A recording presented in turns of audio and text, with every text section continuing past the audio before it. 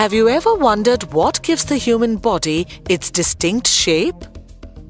The skeletal system is what provides a framework for the soft parts of our body. It is responsible for the shape of every tiny part of us. It consists of various bones as well as joints where bones attach to each other. The skeleton performs numerous functions. It protects the vital organs of the body from damage.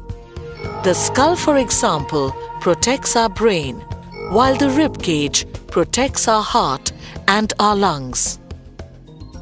The skeleton also stores minerals such as calcium and phosphorus that are required by the body and produces red blood cells. The bone consists of both organic and inorganic material.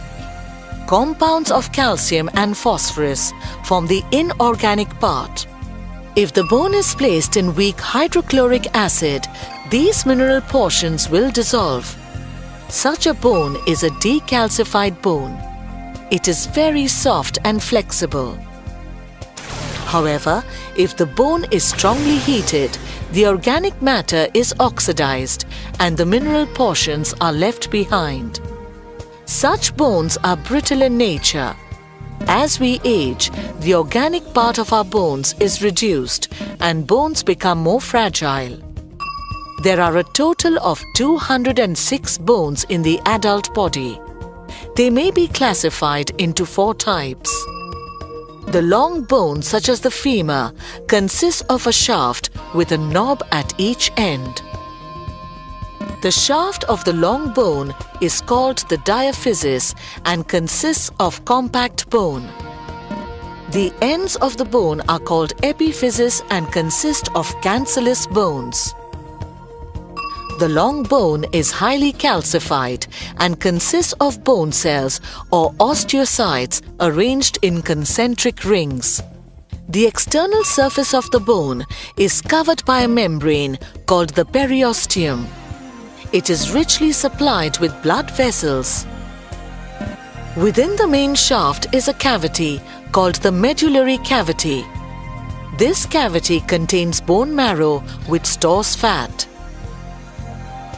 Yellow marrow, made of adipose tissue and blood vessels, produces white blood cells. Red marrow, on the other hand, produces red blood cells. The short bone, such as the wrist or the ankle bone, is box-like and shows little movement. Flat bones, such as those in the skull, are composed of 2 or more parallel plates of compact bones enclosing a spongy bone. Irregular bones, such as the vertebrae, vary in the amount of bone tissue. The axial skeleton includes the basic framework of the body. It consists of the skull, the vertebral column, the ribs, and the sternum. The skull is the skeleton of the head. The upper portion of the skull is known as the cranium and consists of 8 bones.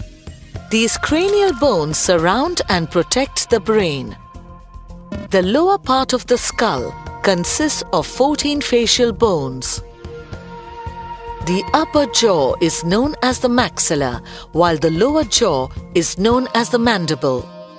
With the exception of the lower jaw, all the parts of the skull are connected by joints known as sutures.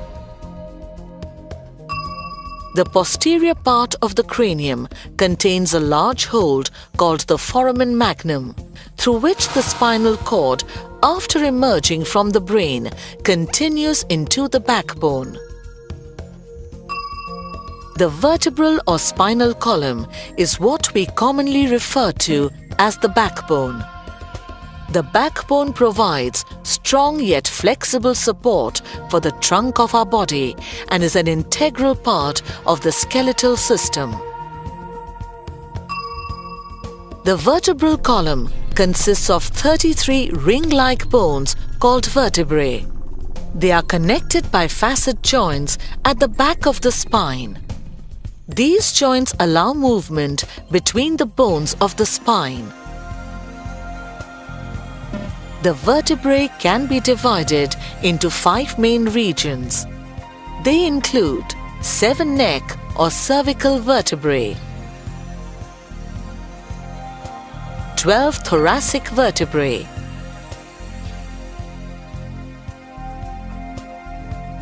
5 lumbar vertebrae, 5 sacral vertebrae, and 4 coccygeal vertebrae. The vertebrae of the sacral and coccygeal regions are joined in the adult body to form 2 fused bones known as the sacrum and the coccyx. The anterior portion of each vertebra is cylindrical in shape and is known as the centrum. The posterior portion of the vertebra is referred to as the neural arch. The neural canal is formed by the union of 2 neural arches arising from the sides of the centrum. The spinal cord runs through the neural canal. The spinous process or the neural spine is a flat longitudinal ridge projecting upwards from the meeting point of the 2 neural arches. These arches bear articular facets that help in joining the 2 vertebrae. The vertebrae are separated from each other by an intervertebral disc. This disc acts as a cushion and helps in absorbing any shocks. Let us take a closer look at the vertebral regions of the backbone. The first 2 vertebrae at the top of the spine support the skull. The first cervical vertebra is called the atlas, while the second cervical vertebra is called the axis. The pivotal joint between the atlas and the skull allows us to move our head in different directions. The thoracic vertebrae have long spinous processes which are directed backward. Each of their transverse processes bears on its extremity a facet for articulation with the tubercle of the rib. Lumbar vertebrae are the strongest vertebrae. They have well-developed spinous and transverse processes for attachment of powerful back muscles. The hip bones are articulated on either side of the sacrum, while the coccyx represents the rudimentary tail of the human body. You will notice that the backbone of the human body is curiously shaped. It is curved in a particular way. This curve allows us to maintain balance and also absorb any shocks or pressure from physical activities or movements. Along with the thoracic vertebrae, 12 pairs of ribs form what is known as the rib cage.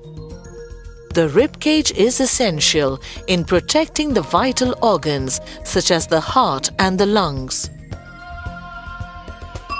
The first 7 pairs of ribs are attached to a flat breastplate called the sternum. These ribs are also known as true ribs. They are attached to the sternum by means of costal cartilage. The costal cartilage of the 8th pair of ribs are known as false ribs. The 8th, 9th and 10th pairs are united to each of the cartilage above it. The final 2 pairs of the ribs are not attached to the sternum. For this reason, they are called floating ribs. Thus, the human skeleton not only provides a structure for the human body, but also plays a key role in movement and locomotion.